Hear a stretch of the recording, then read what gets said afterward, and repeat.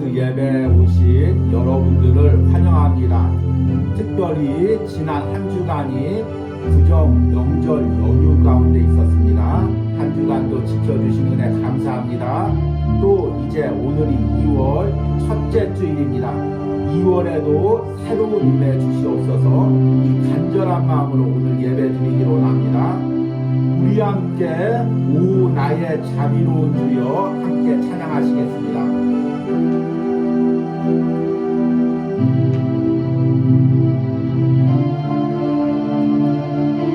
오 나의 자비로운 주여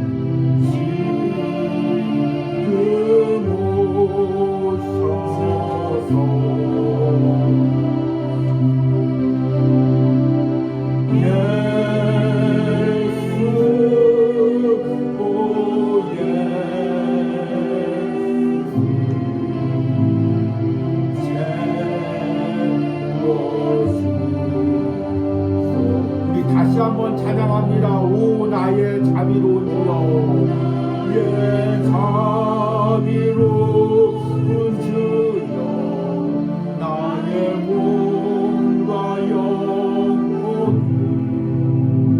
주님 은혜로 다 채워주소서. 이 세상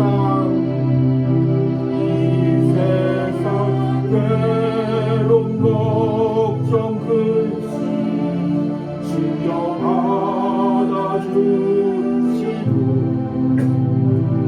험한 세상에서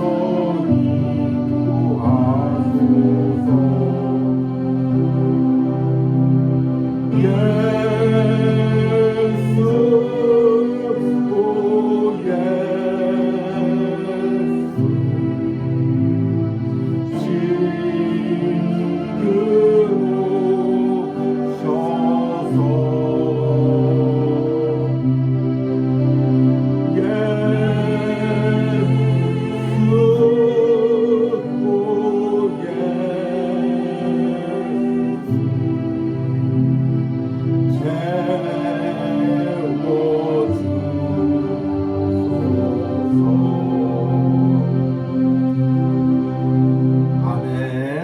오 한 주간도 또 세상 가운데 지치고 또 상한 영혼이 있다면 오늘 예배할 때 우리 주님 찬양처럼 오셔서 우리 마음을 채워주시고 또 우리 가운데 회복의 은혜를 베푸시기를 소망합니다. 우리 함께 묵도하시겠습니다.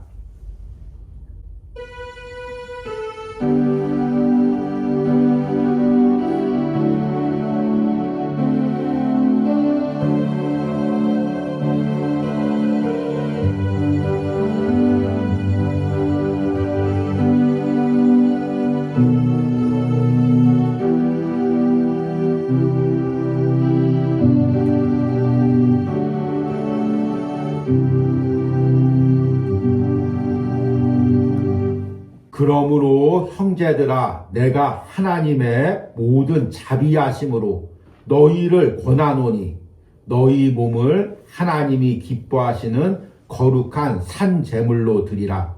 이는 너희가 드릴 영적 예배니라. 아멘. 하나님 1월 한 달도 창세기 묵상을 통해 창세기를 통해 하나님을 만날 수 있는 은혜를 주심을 감사합니다.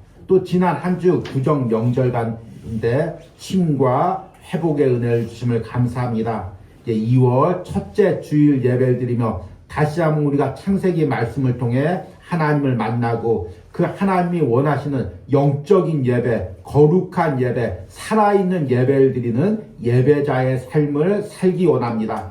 하나님 2월 첫 주에 함께 모여서 드리는 이 온유하우스 예배를 주님 받아주시고 예배하는 각 심령들에게 은혜 주시고 또 영상으로 함께 예배하는 참여하는 모든 심령들과 가정 가운데 놀라운 하나님의 은혜를 베푸시기를 소망합니다. 오늘 예배 처음부터 끝까지 성령 하나님께서 이곳에 임재하시고 예배하는 모든 심령들에게 차고 넘치는 은혜를 채워 주시옵소서. 예수님의 이름으로 기도했습니다. 아멘. 찬송가 442장 저 장미꽃 위에 있을 우리 함께 찬양하실 텐데요. 우리 이 찬양을 우리 함께 하시면서 1월 한 달 동안 묵상한 창세기 말씀 또 2월 달에 묵상할 창세기 말씀을 우리 함께 생각해 보시기 바랍니다. 우리의 인생은 하나님과 동행하는 인생입니다. 주님과 동행하는 인생입니다. 말씀으로 동행하는 은혜가 있기를 사모하는 마음으로 우리 이 찬양 부르시겠습니다.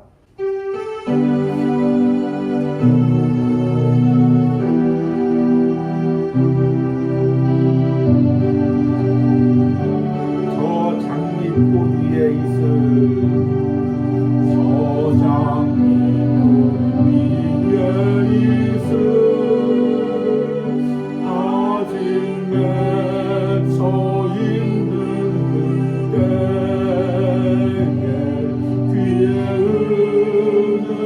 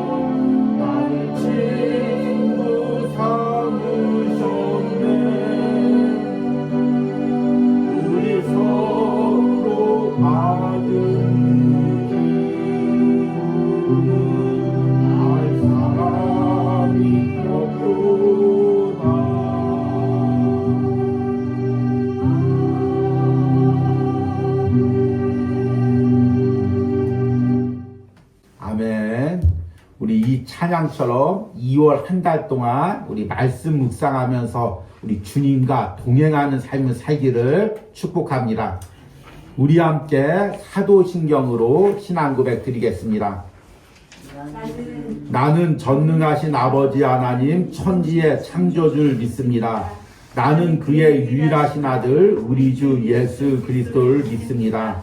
그는 성령으로 잉태되어 동정녀 마리아에게 나시고 본디어 빌라도에게 고난을 받아 십자가에 못 박혀 죽으시고 장사된 지 사흘 만에 죽은 자 가운데서 다시 살아나셨으며 하늘에 오르시어 전능하신 아버지 하나님 우편에 앉아 계시다가 거기로부터 살아있는 자와 죽은 자를 심판하러 오십니다.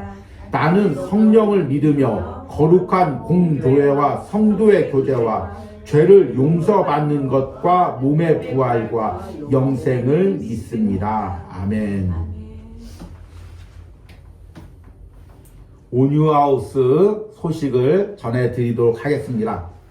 우리 새해가 시작되고 온유하우스 매일 묵상이라는 제목으로 1월 1일부터 창세기 묵상을 이제 시작했습니다. 그리고 이제 지난 한 주는 구정 명절 연휴로 모처럼 이제 이 묵상을 잠시 쉬고 제가 이제 개인적인 묵상과 기도와 쉼의 시간을 가지고 이제 올라왔습니다. 그리고 이제 오늘이 2월 첫 주고 이제 내일부터 또 2월 3일 날 2월 묵상이 시작합니다. 창세기 19장부터 묵상이 시작됩니다. 이 묵상은 이제 제가 성경 한 장을 읽고 또 하루 종일 그 말씀을 묵상하고 이 말씀에 어떤 의미가 있는지 깊게 제가 이제 또 하나님과 교제하고 글로 써서 여러분들에게 묵상을 나누는 것입니다. 그래서 세상에 어떤 유명한 책이나 글보다 또 어떤 부족한 부분들이 있지만 제 개인적으로는 많은 시간과 또 기도 하나님과 교제 가운데 나눈 은혜를 또 여러분들에게 또 나누는 것입니다. 그래서 또 많은 시간도 필요하고 또 기도도 필요합니다. 여러분들이 함께 기도해 주시고 무엇보다도 이 묵상에 함께 동참해 주시고 한 장 한 장 함께 읽어가며 하나님과 교제하는 이런 은혜가 있기를 소망합니다. 그리고 이제 주일마다 될 수 있으면 이 창세기 이제 묵상에 맞추어서 말씀을 전하고 있습니다. 한 5분 정도, 보통 17분 그 사이에 성경 한 장을 묵상하고 나누기 때문에 이제 부족한 부분들이 있습니다. 그 부분들을 전하지 못했던 나머지 부분들을 또 전할 부분들을 미리 이제 주일 설교에 전하고 있습니다. 1월 주제는 창세기에서 만나는 하나님이란 주제를 통해서 창세기의 하나님이 어떤 하나님인지를 전했습니다. 이 세상을 창조하시고 다스리시는 하나님, 그리고 그 가운데 하나님께 예배할 한 사람을 찾으시는 하나님, 그 믿음을 세워가시는 하나님, 그리고 약속을 이루어 가시는 하나님, 그렇게 4번의 주제를 우리 이제 묵상하고 제가 전했습니다. 안 보고도 제가 주제를 다 이렇게 암송할 정도로 깊게 저도 나름대로 묵상하고 이 말씀을 전했습니다. 그리고 2월 달에는 이제 하나님이 기뻐 받으시는 삶이라는 주제로 우리가 창세기 하나님을 만났으면 그 하나님이 우리에게 어떤 삶을 원하는지 아브라함, 이삭, 야곱, 요셉의 삶을 통해서 우리가 함께 묵상하고 그런 삶을 살아드리는 은혜가 있기를 소망합니다. 이를 위해서 함께 또 기도해 주시기 바랍니다. 또 특별히 또 함께 기도할 때 또 우리 가운데 연약한 성도들, 또 이제 또 연세가 많으셔서 또 이제 연로하신 성도님 하나님께서 은혜 주시기를 함께 기도하시길 바랍니다. 그러면 오늘 말씀을 전하도록 하겠습니다. 오늘 말씀의 본문은 창세기 19장 12절에서 16절입니다. 제가 읽도록 하겠습니다. 그 사람들이 롯에게 이르되 이외에 내게 속한 자가 또 있느냐? 내 사위나 자녀나 성중에 내게 속한 자들을 다 성 밖으로 이끌어내라. 그들에 대한 부르짖음이 여호와 앞에 크므로 여호와께서 이곳을 멸하시려고 우리를 보내셨나니 우리가 멸하리라. 롯이 나가서 그 딸들과 결혼할 사위에게 말하여 이르기를 여호와께서 이 성을 멸하실 터이니 너희는 일어나 이곳을 떠나라 하되 그의 사위들은 농담으로 여겼더라. 동틀 때 천사가 롯에게 재촉하여 이르되 일어나 여기 있는 내 아내와 두 딸을 이끌어내라. 이 성의 죄악 중에 함께 멸망할까 하노라. 그러나 롯이 지체하매 그 사람들이 롯의 손과 그 아내의 손과 두 딸의 손을 잡아 인도하여 성 밖으로 두니 여호와께서 그에게 자비를 더하심이었더라. 아멘. 우리는 올해 온유하우스 매일 묵상이라는 제목으로 창세기 묵상을 이어오고 있습니다. 그 주일마다 이 창세기를 통해서 말씀을 전하고 있습니다. 1월 한 달은 창세기에서 만나는 하나님이란 주제로 말씀을 전했습니다. 창세기 하나님이 어떤 하나님인지에 대해서 말씀을 전했습니다. 이 세상을 창조하시고 다스리시는 하나님, 그리고 세상이 타락한 가운데서도 하나님께 예배할 한 사람, 동행할 한 사람을 찾으시는 하나님, 그리고 그 사람을 찾으시면 그 사람과 교제하기 위해서 믿음을 세워가고, 그리고 그와 약속하고 약속을 이루어 가시는 하나님, 그 하나님에 대해서 우리가 말씀을 전했습니다. 그리고 2월 한 달은 하나님이 기뻐 받으시는 삶이라는 주제로 이제 말씀을 전하려고 합니다. 하나님이 어떤 하나님인지 아셨으면 이제 우리가 그 하나님이 어떤 삶을 살기를 원하는지 알고 깨닫고 그 삶을 살아드리는 은혜가 있기를 원합니다. 그래서 2월 한 달 동안 주제 말씀이 있습니다. 로마서 12장 1절 말씀입니다. 그러므로 형제들아 내가 하나님의 모든 자비하심으로 너희를 권하노니 너희 몸을 하나님이 기뻐하시는 거룩한 산 제물로 드리라. 이는 너희가 드릴 영적 예배니라. 아멘. 여러분, 창세기의 아브라함, 이삭, 야곱, 요셉, 이들이 세상에서 뭔가 거대한 것을 이룬 사람들이 아닙니다. 그래서 성경 창세기에 이렇게 이름이 딱하니 나와 있는 것이 아닙니다. 이들이 일생 동안 살면서 한 건 무엇이냐면 하나님께 진정한 예배를 드리기 위해서 몸부림친 것입니다. 그리고 하나님께서 그 예배를 받으신 것입니다. 여러분들이 이 창세기를 묵상하면서 내가 아브라함처럼, 이삭처럼, 야곱처럼, 요셉처럼 하나님이 받으시는 거룩한 삶을 살아드리시기를 원합니다. 그것이 하나님이 원하시는 영적 예배입니다. 이런 소망을 가지고 말씀을 여러분들이 들으시길 바랍니다. 그래서 오늘 말씀의 제목은 하나님을 따라 떠나는 삶입니다. 하나님이 기뻐 받으시는 삶의 첫 번째는 하나님을 따라 떠나는 삶입니다. 세상 사람들은 자신의 인생을 소비의 관점에서 바라봅니다. 그래서 젊은 날에 내 인생의 그 열정을 얼만큼 소비했느냐에 따라서 인생을 바라보는 시각이 틀립니다. 난 젊은 날에 나름껏 열심히 놀았어. 그리고 내 안에 있는 열정 많이 쏟아냈어. 그리고 내 안에 있는 사랑 많이 쏟아내고 사랑하고 뜨겁게 불태웠어. 후회가 없어. 이렇게 생각하는 사람들이 있습니다. 나이 들어서도 마찬가지죠. 나는 내 인생을 멋지게 소비했어. 해볼 거 다 해봤어. 이렇게 생각합니다. 그리고 그런 것을 못 해본 사람들은 나이가 들어서 아쉬움을 느낍니다. 좀 더 젊었을 때 더 놀 걸, 더 즐길 걸, 더 누려볼 걸. 이렇게 생각을 합니다. 그러나 우리 그리스도인은 자신의 인생과 삶을 바라보는 시각이 세상 사람들과 전혀 다릅니다. 세상 사람들은 자신의 삶을 소비의 관점에서 바라본다면 우리 그리스도인은 자신의 삶을 예배의 관점, 드림의 관점에서 바라봅니다. 여러분, 우리 그리스도인은 내 삶을 하나님께 드리는 것입니다. 예배로 드리고 헌신으로 드리고. 그래서 나이가 들어서도 내가 젊은 날에 하나님께 열심히 헌신했어, 드렸어. 하나님, 내 젊음을 하나님께 바칠 수 있어서 너무 감사합니다. 아니면 젊은 날에 제대로 못 드린 사람은 내가 좀 더 젊었을 때, 물질이 있을 때, 건강이 있을 때 하나님께 더 드릴 걸. 이렇게 생각합니다.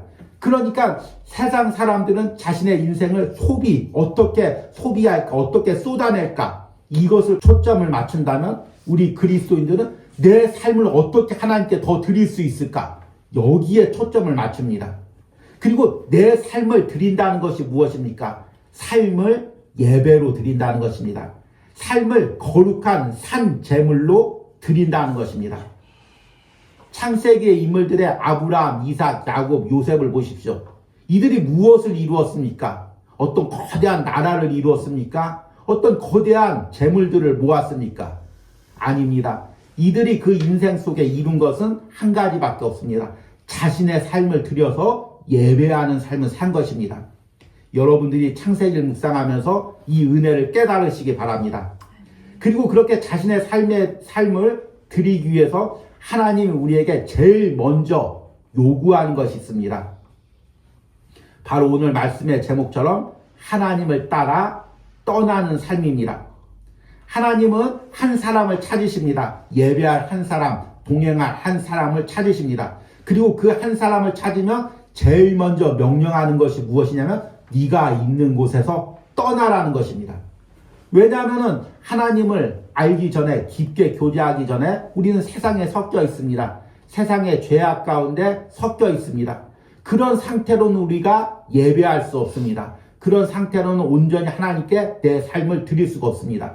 하나님은 찌꺼기나 아니면 오물이 더럽혀져 있는 제물을 받지 않습니다. 그래서 구약에 보면 하나님께서 제물을 드리라고 할 때 항상 흠없이 정결한 것을 드리라는 것이 꼭 말씀에 붙습니다. 우리 인생도 마찬가지입니다. 죄악에 섞여져 있어서 적당히 세상과 둥글면서 하나님께 드리는 내 인생을 하나님께 온전히 드릴 수가 없습니다. 그래서 하나님께서는 하나님께 동행하시고 선택하기를 원하시는 자에게 먼저 있는 곳에서 떠나라고 명령하시는 것입니다. 그런데 여러분, 이것이 결코 쉬운 것이 아닙니다.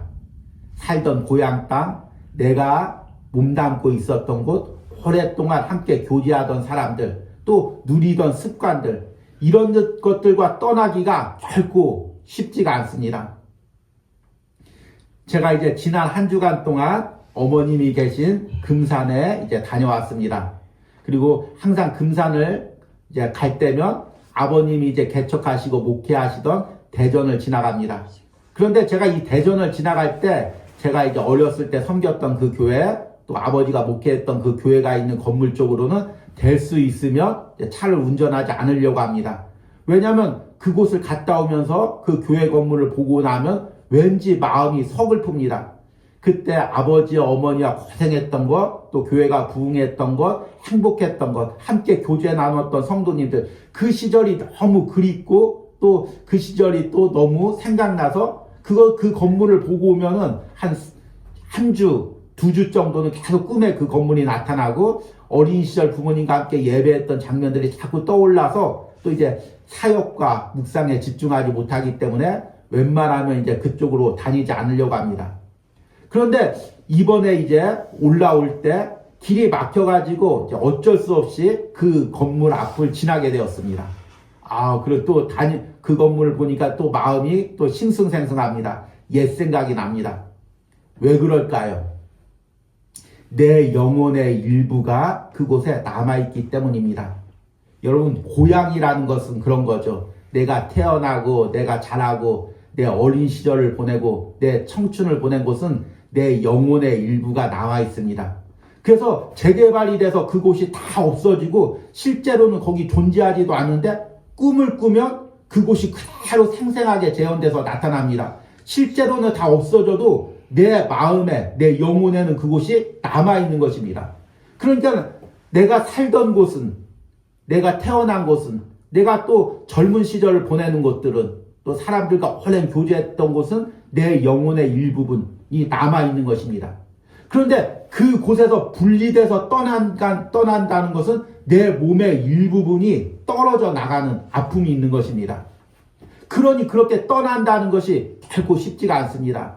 그래서 성경의 인물들은 하나님이 떠나라고 할 때 다 머뭇거립니다. 조금만 더 있으려고 하고 또 핑계를 대고 떠나지 않으려고 합니다. 그러나 아브라함처럼 하나님께서 결단했을 때 또 떠나는 사람들을 하나님께서 함께 하시고 은혜 주시고 축복해 주십니다. 우리가 이제 내일 온유하우스 매일 묵상으로 창세기 19장을 묵상하면은 19장의 내용이 무엇이냐면 소돔의 멸망입니다. 그리고 그 소돔의 멸망 가운데 롯을 건지는 이야기가 나와 있습니다.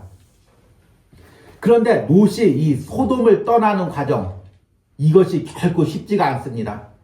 롯은 일평생 나그네로 살았습니다. 어린 시절에는 아브라함을 쫓아서 갈대아 우르에서 하란으로, 하란에서 가나안 땅으로, 가나안 땅에서 애굽으로, 애굽에서 다시 가나안 땅으로 이리저리 떠돌아다니는 삶을 살았습니다. 그리고 이제 나이가 들어서 아브라함과 길을 나누어서 소돔 땅에 정착을 했습니다. 롯이 처음 소돔 땅에 정착한 이유는 이 소돔의 겉모습, 화려한 모습을 보고 그곳에 반했기 때문입니다. 창세기 13장 10절을 보면 이에 롯이 눈을 들어 요단 지역을 바라본즉 소알까지 온 땅에 물이 넉넉하니 여호와께서 소돔과 고모라를 멸하시기 전이었으므로 여호와의 동산 같고 애굽 땅과 같았더라. 자신이 그 살았던 애굽 땅, 그리고 또 이미 눈으로는 보지 못했지만 그 말씀으로만 듣던 에덴 동산처럼 그렇게 겉모습이 좋아 보였더라는 것입니다. 그래서 롯이 가족들과 재산들을 이끌고 소돔 땅에 들어갔습니다. 그런데 막상 들어가 보니까 그 땅이 들어가면 들어갈수록 썩은 내가 진동합니다. 제가 여행 책자나 또 여행 에세이 같은 것을 즐겨 읽습니다. 그런데 예전에 읽었던 여행에 대한 책 중에서 이런 구절이 있습니다. 도시의 속살을 보다. 이런 구절이 있죠. 우리가 여행자의 입장에서 겉모습만 보면 그 도시가 너무 화려해 보입니다. 낭만적으로 보이죠. 그런데 도시 뒷골목으로 돌아가면 그 도시의 속살을 보게 됩니다. 내면의 모습을 보게 되죠. 때로는 더러운 모습, 때로는 삶의 현장의 모습, 때로는 죄악된 모습들을 보게 됩니다. 롯도 그랬겠죠. 소돔이 화려해 보이고 멋져 보였습니다. 근데 소돔 안에 들어가면서 살면서 보니까 온갖 죄악이 넘쳐나는 곳이었습니다. 하나님이 오죽하면 그곳을 멸하려고 했겠습니까? 그리고 창세기 19장에 보면은 천사들이 왔을 때 그 소돔 사람들이 그 나그네를 상관하려고 끄집어 내려는 그 장면을 봤을 때 얼마나 죄악이 관영한 곳인 것을 우리가 알 수가 있습니다. 롯이 그곳에 들어갔습니다. 그러니 얼마나 롯이 괴롭겠습니까? 나름대로 신앙을 가지고 겉모습을 보고 들어갔는데 막상 들어가 보니까 썩은 내가 진동합니다. 그런데 결단하고 나오질 못하는 것입니다. 소돔 땅이 이렇게 죄악이 넘쳐나는 것을 알면서도 롯이 왜 결단하지 못했을까요? 왜 나오지 못했을까요? 저는 나름대로 이번 명절 연휴 기간 동안 창세기 19장을 묵상하면서 롯이 왜 소돔이 멸망하기 전에 훨씬 전에 나올 수가 있었는데 그때 나왔다면 자신의 가축들과 재산들과 모든 것을 온전히 보존하며 나올 수가 있었는데 왜 나오지 못했을까? 이런 생각을 해봅니다. 나름대로 몇 가지 이유를 생각해 봤습니다. 첫 번째는 롯도 나이가 들었기 때문입니다. 젊었을 때는 결단하기 쉽습니다. 이것이 아니다 하면 돌이켜서 새로운 길로 가면 됩니다. 그런데 나이가 들면 점점 결단하기가 힘듭니다. 모험이 점점 두렵습니다. 왜냐하면 옛날 같은 체력이 없습니다. 옛날 같은 열정이 없습니다. 그러니까 머뭇거리죠. 내가 이 나이에 다시 광야로 나가서 살 수 있을까? 이 나이에 또 새로운 땅에서 정착하여 살 수 있을까? 롯이 계속 머뭇거렸던 것입니다. 두 번째는 자녀 문제입니다. 그곳에 두 딸이 있었다고 이야기합니다. 그리고 사윗감이 있었다고 이야기합니다. 딸들은 소돔에서 정착하면서 거기서 교육을 받으면서 살아가는 것입니다. 아빠가 여기 하나님 뜻이 아닌 것 같아. 우리 하나님을 따라서 여기를 떠나야 돼. 아빠 나 여기 친구들 많은데 여기서 학교 다녀야 되는데 여기서 남자친구 사귀었는데 여기서 나 결혼해야 되는데 자녀 때문에 떠나질 못하는 것입니다. 참 자녀가 있으면 신앙의 결단을 내리기가 어렵습니다. 제가 신대원에 들어갔을 때 기숙사에서 함께 거주했는데 그 나이 드신 전도사님이 있었습니다. 그래서 한 10년 만에 신대원을 왔습니다. 처음 신대원에 입학했는데 그 입학을 하지 못하고 신대원에 합격했는데 입학을 하지 못하고 10년 만에 다시 공부를 해서 왔습니다. 전도사님 왜 이렇게 나이가 들어서 오셨습니까? 그때 내가 신대원에 들어가려고 하는데 자녀들이 너무 어렸습니다. 그래서 이 자녀들 교육시키고 들어가야지 이렇게 미루다 보니까 이 나이가 되어서 신대원에 들어왔습니다. 이렇게 고백하는 것입니다. 그런데 제가 그때 그 어린 나이에 참 이 전도사님 믿음이 없다. 하나님이 명령하셨으면 다 결단하고 와야지 자녀 교육시킨다고 이렇게 늦게 오면 어떡하나. 이런 생각을 했었습니다. 그런데 저도 이제 결혼을 하고 나이가 들고 자녀를 낳다 보니 그 전도사님의 마음이 이해가 됩니다. 얼마나 많은 갈등이 있었을까. 그리고 10년 후에라도 이렇게 올 수 있었을 때 얼마나 큰 결단을 했을까. 이 마음이 드는 것입니다. 마지막으로 롯이 결단하지 못했던 이유는 아마 아내 때문이었을 것이라고 추측을 합니다. 왜냐하면 이제 우리가 창세기 19장을 보면 소돔을 떠날 때 롯의 아내는 뒤를 돌아보다가 소돔 기둥이 되었습니다. 그만큼 소돔 땅에 미련이 많은 것입니다. 아쉬움이 많은 것입니다. 소돔 땅이 좋았던 거죠. 그래서 남편이 하나님 뜻이라고 결단하고 떠나려고 해도 아내가 동조하지 않는 것입니다. 그러니까 머뭇거리고 있었죠. 그런데 이제 하나님의 사람 천사들이 나타나서 내가 이제 오늘 이 땅을 멸망하리라 이야기를 하는 것입니다. 그런데 롯이 그때도 떠나질 못하는 것입니다. 머뭇거리는 거죠. 어떻게든 아내와 또 딸들을 데리고 떠나려고 해도 꿈쩍도 하지 않는 것입니다. 아내랑 딸과 결혼할 사위들에게 이야기해도 오늘 말씀해 보니까 딸 사위들이 농담으로 여겼다고 이야기하고 있습니다. 오늘 읽은 14절 말씀을 보니까 롯이 나가서 그 딸들과 결혼할 사위들에게 말하여 이르기를 여호와께서 이 성을 멸하실 터이니 너희는 일어나 이곳을 떠나라 하되 그의 사위들은 농담으로 여겼더라. 농담으로 여겼다는 것이 무엇입니까? 저 늙은이 노망났네. 또 헛소리하네. 저렇게 고지식하게 신앙 믿고 계시받았다고 이야기하고 저것 때문에 지금까지 딸들이 아내들이 고생했는데 또 시작했네. 이런 반응을 보이는 것입니다. 사위들이 농담으로 여겼다고 이야기했겠지만 딸들 반응 역시 다르지 않았을 것입니다. 아내 반응 역시 다르지 않았을 것입니다. 그래서 주저합니다. 15절에 천사가 재촉합니다. 동틀 때 천사가 롯을 재촉하여 이르되 일어나 여기 있는 내 아내와 두 딸을 이끌어내라. 이 성의 죄악 중에 함께 멸망할까 하노라. 그래도 떠나지 못합니다. 그러니까 16절에 그러나 롯이 지체하며 롯이 얼마나 머뭇거렸습니까? 얼마나 지체했습니까?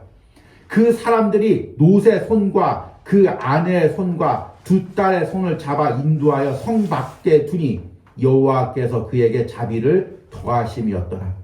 하나님께서 강권적으로 롯과 그 아내와 딸들을 끄집어내어서 소돔에서 건져서 구원했다는 것입니다. 여러분, 롯은 소돔의 멸망 가운데 구원을 받았습니다.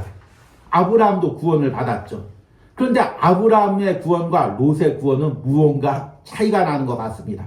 아브라함은 하나님의 명령에 순종해서 적극적으로 순종해서 그 이름이 창대케 되고 또 이삭과 이스라엘의 조상이 되고 또 메시아가 아브라함의 자손에서 났습니다. 믿음의 조상이라는 이름을 얻었습니다. 그런데 롯을 보십시오. 아내는 소금 기둥이 되고 두 딸은 아버지를 취하게 해서 모압과 암몬이라는 타락한 민족의 조상이 되었습니다. 성경에 보니까 롯을 분명히 의인이라고 이야기하고 있습니다. 그런데 롯의 구원은 무언가 부족해 보입니다. 여러분, 구원은 하나님의 주권에 있습니다. 우리가 계속해서 로마서 말씀을 통해서 우리가 묵상했죠. 우리가 하나님께서 한번 택하신 사람은 창세전부터 아시고 그 영혼을 구원하십니다. 설사 우리가 그 구원을 거부할지라도 하나님의 주권적인 손이 우리와 함께해서 우리를 이끌어 가십니다. 그래서 반드시 천국의 유업을 받게 합니다. 그러나 구원이라고 해서 다 같은 구원이 아닙니다. 우리는 너무나 구원을 세상적인 관점에서 바라봅니다. 세상에서 가장 정의로운 것은 무엇입니까? 똑같이 분배되는 거죠. 똑같이 나누어 가는 거죠. 그래서 우리는 그것을 이상사회로 생각합니다. 부자도 없고 가난한 사람도 없고 똑같이 행복한 사람. 그래서 우리는 천국도 다 이렇게 생각합니다. 세상의 관점에서 다 똑같이 구원받고 똑같이 누리고 이렇게 생각합니다. 그러나 그것은 사람들이 생각하는 이상사회의 모습이지 천국의 모습은 아닙니다. 천국에는 분명히 하나님의 영광이 있고 면류관이 있고 상급이 있습니다. 우리의 구원도 마찬가지입니다. 영광스러운 구원이 있고 부끄러운 구원이 있습니다. 아브라함처럼 하나님께 적극적으로 순종해서 영광스러운 구원에 들어가는 사람이 있는가 하면 노처럼 마지못해 신앙생활에서 예배하기 싫은데 부모님한테 떠밀려서 억지로 어려서부터 예배하는 거, 또 커서도 예배드리기 싫은데 또 주변 사람들이 끌어서 억지로 또 예배드리는 거, 또 예배 안 드리면 어려움 당하니까 억지로 예배하고 주일을 하는 거, 겨우겨우 그냥 신앙생활 유지하는 거, 한두 주 빠지다가 더 빠지면 큰일 나겠지, 한 달에 한두 번 예배하고 겨우 예배 드리는 거, 그렇게 해서 겨우겨우 머뭇거리면서 한쪽 발은 세상에 담그고 한쪽 발은 예배에 담그고 그렇게 살아가면서 구원을 받는 것이 있습니다. 여러분, 그 구원이 어떻게 같은 구원일 수가 있겠습니까? 하나님께 적극적으로 순종해서 받는 영광스러운 구원이 있다면 겨우 영혼만 구원받는 부끄러운 구원이 있는 것입니다. 노새 구원을 이렇게 너무 제가 이제 폄하할 수는 없지만 노새 그 소돔을 빠져나가는 과정은 그러했습니다. 하나님의 말씀을 듣고 적극적으로 결단하고 소돔을 빠져나오는 것이 아니라 마지못해서 머뭇거렸습니다. 아내 때문에, 딸들 때문에, 남겨둔 재산 때문에, 내가 일하는 일터 때문에, 사람들의 관계 때문에 머뭇거렸습니다. 그리고 롯은 그 구원의 과정 속에서도 많은 어려움을 당했습니다. 여러분, 우리의 구원이 아브라함처럼 영광스러운 구원이 되기를 원합니다. 여러분들의 예배와 삶과 헌신이 아브라함처럼 적극적인 삶과 헌신이 되기를 원합니다. 롯처럼 마지못해서 천사에게 떠밀려서 하나님의 손에 이끌려서 어쩔 수 없이 예배하고 어쩔 수 없이 주일하고 예배 안 드리면 하나님께 혼날까봐 어쩔 수 없이 신앙생활하는 그런 신앙과 헌신과 결단이 되지 않기를 원합니다. 오늘 말씀의 제목처럼 하나님을 따라 떠나는 삶, 죄악된 삶에서 하나님께서 떠나라 명령하시면 이 죄악과 분리되라 명령하시면 적극적으로 순종해서 하나님을 따라 사는 삶, 그런 삶을 여러분들이 살기로 합니다. 그런 삶을 아브라함도 이삭도 야곱도 요셉도 살아 하나님께 예배로 드렸습니다. 산 제물로 드렸습니다. 여러분들의 삶이 예배가 헌신이 결단이 바로 이들처럼 하나님께 드리는 산 제물, 살아있는 예배가 되기를 간절히 축복합니다.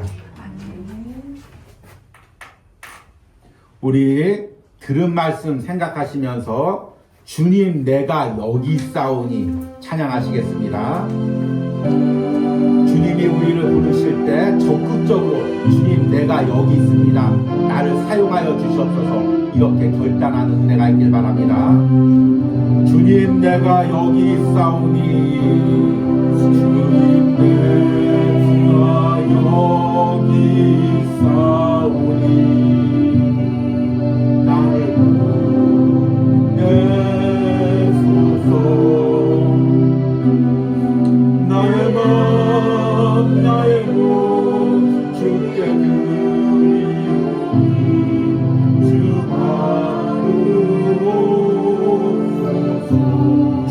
내가 여기 있사오니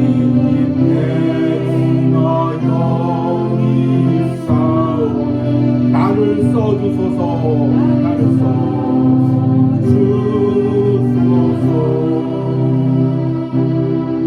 가진 것 모두 다 주께 드리오니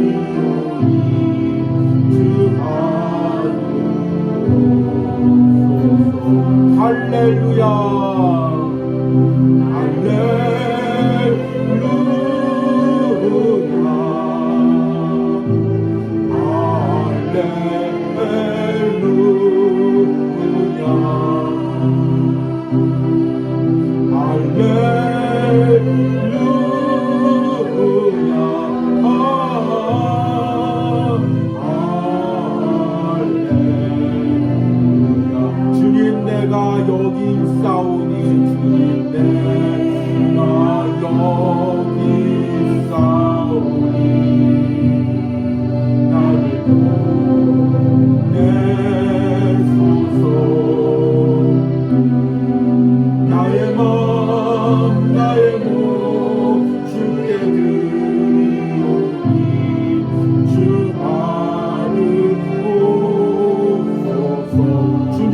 내가 여기 싸우니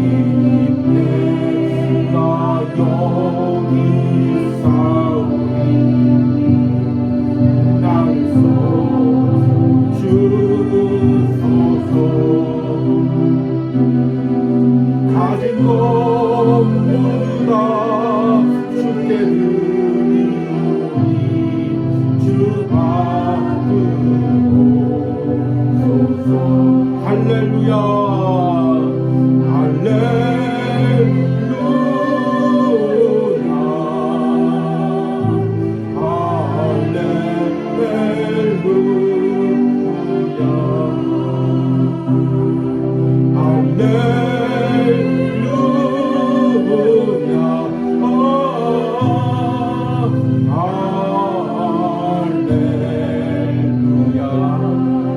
시간에 들은 말씀 생각하시면서 기도할 때 제일 먼저 주님, 내가 아브라함처럼 세상에서 분리되는 죄악과 분리되는 삶을 살기로 합니다. 모처럼 머뭇거리는 삶을 살지 않기로 합니다. 지금 내가 떠나기를 결단하기를 머뭇거리고 있는 부분들이 무엇입니까? 하나님, 내가 적극적으로 순종하여 그것들과 결단하고 하나님을 따라 사는 삶을 살게 하여 주옵소서. 우리 주여 부르고 기도합니다. 주여 내가 아브라함처럼 하나님이 떠나라고 명령하실 때 적극적으로 결단하여 하나님께 순종하는 삶을 살아드리길 원합니다. 모처럼 아내 때문에, 딸 때문에, 환경 때문에, 재물 때문에 머뭇거리는 삶을 살지 않기로 원합니다. 주여 나의 상황과 환경과 관계에 상관없이 하나님 명령할 때 결단하고 떠나는 은혜가 우리 가운데 있게 하여 주시옵소서. 주님, 나의 삶이 적극적으로 하나님께 순종하여 하나님께 드려지는 예배의 삶이 되기로 합니다.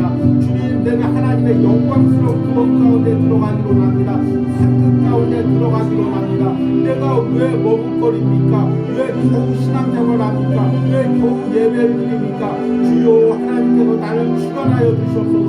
주님, 주장하여 주시옵소서.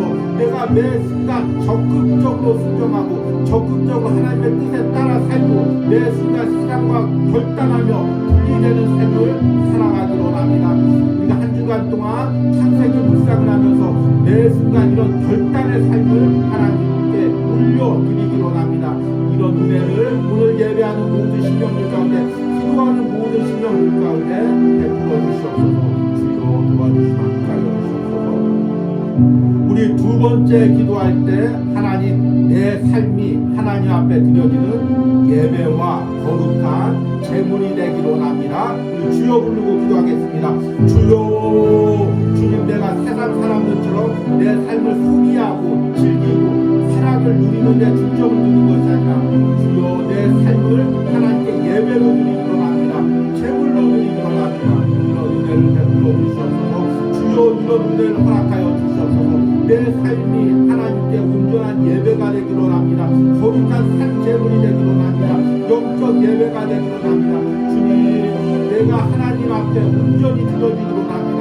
세상의 쾌락과 유혹과 오히려 죄악 가운데 분리되어서 나의 일생이, 남은 한 일생이 하나님 앞에 드려지는 예배가 되기로 합니다. 삶이 되기로 합니다. 하지만 창세기 묵상하면서 매 순간 이런 결단이 있게 하여 주시옵소서. 은혜가 있게 하여 주시옵소서. 우리 마지막으로 한 주간 온유하우스 매일 묵상과 또 주일 예배를 위해서 기도합니다. 또 특별히 이제 올 한 해 필요한 모든 온유하우스에 필요한 것들이 하나님의 은혜로 채워지게 해달라고 우리 함께 주여 부르고 기도합니다. 주여, 주님, 한 주간 동안 온유하우스 매일 묵상 가운데 보내주시고 하나님 필요한 모든 것들이 채워지는 은혜가 있기로 합니다. 함께하여 주는 은혜가 있기로 합니다. 주여, 붙들어주시는 은혜가 있기로 합니다. 주여, 도와주시는 은혜가 있기로 합니다. 주여, 도와주시고 함께하여 주시옵소서. 붙들어주시고 함께하여 주시옵소서. 역사하여 주시옵소서. 주여, 붙들어주시고 내주시옵소서. 특별히 온유하우스에게 한 해 사역에 필요한 모든 것들이 은혜로 채워지게 하시고 한 해 안에 은혜로 사역을 이어갈 수 있도록 함께하여 주시옵소서. 주의 은혜에 더욱더 건강과 능력을 주시고 함께해 주시고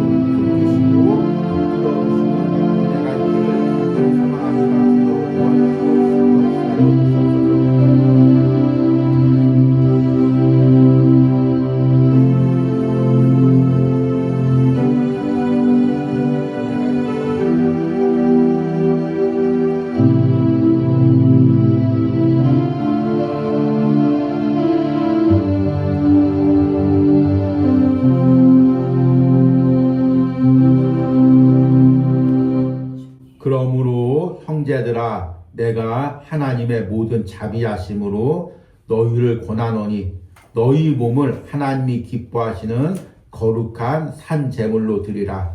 이는 너희가 드릴 영적 예배니라. 아멘. 하나님, 내 삶이 하나님께 드려지는 예배가 되기로 원합니다.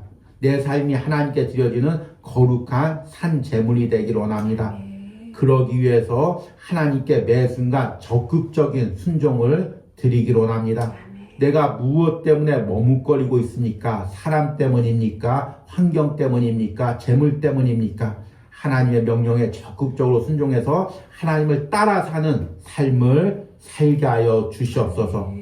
주님, 또 한 주간 또 온유하우스 매일 묵상을 통해서 사랑하는 성도들이 적극적인 삶을 살기로 결단하는 은혜들 있게 하시고 하늘 영광과 하늘 상급을 바라보고 살 수 있는 은혜를 허락하여 주시옵소서. 이 시간에는 온유하우스를 통해서 예물 드린 손길들 위하여 기도합니다. 하나님, 주일마다 온유하우스를 위하여 함께 기도하는 주의 종 주님 축복하시고, 하나님 2월달 사역 가운데도 성령의 기름을 부어주시고 영육간에 강건하게 하시고, 무엇보다도 날마다 적극적인 순종을 통해 하나님께 영광을 드리는 사역을 이어가게 하여 주시옵소서. 또 특별히 주일 새벽마다 온유하우스 예배와 주의 종과 가정을 위해 기도하고 예물 드린 권사님, 주님 더욱더 남은 생에 건강하게 살아갈 수 있게 하시고 매 순간 하나님께 순종하며 하늘나라의 놀라운 영광과 상급을 바라보며 살 수 있는 은혜를 허락하여 주시옵소서. 또 매월 첫 주 또 결단하고 온유하우스를 위하여 기도하며 예물 드린 우리 권사님, 집사님 가정, 또 그 자녀의 가정까지 하나님 축복하여 주시고, 이 온유하우스를 통해서 흘러나오는 그 은혜에 그 영혼이, 그 가정이 적셔지게 하시고, 하나님 매 순간 말씀을 통해 결단하시고 남은 생에 하나님께 예배하는 영적 예배자의 삶, 영적 예배의 가족이 될 수 있도록 축복하여 주시옵소서.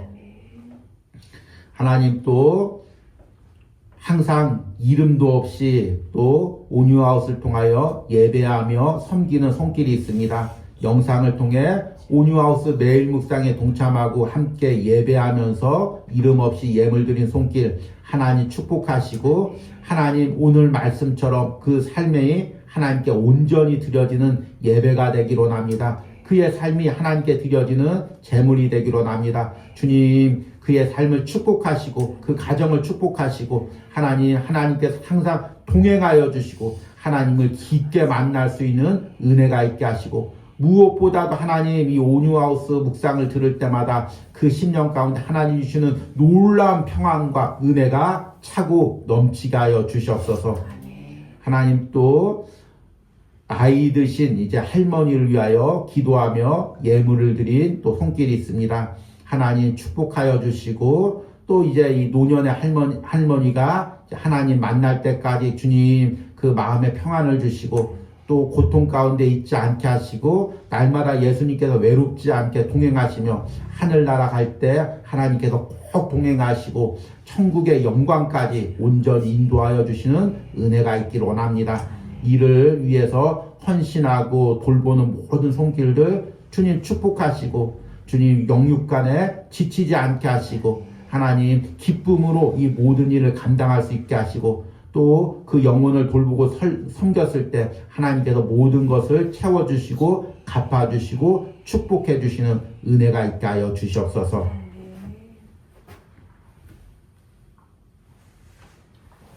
이제는 우리를 창조하시고 우리를 예배자로 부르시는 성부 하나님의 은혜와 우리를 온전한 예배자로 세우기 위해서 십자가에서 거룩한 제물이 되신 성자 예수 그리스도의 은혜와 지금도 우리 가운데 성전을 세워가시며 우리의 인생을 진정한 예배의 인생으로 세워가시는 성령 하나님의 역사하심이 오늘 온유하우스에서 예배하는 모든 심령 가운데, 영상으로 예배하는 모든 심령 가운데, 그 가정과 자녀들 가운데 이제부터 영원까지 함께 있을지어다. 아멘.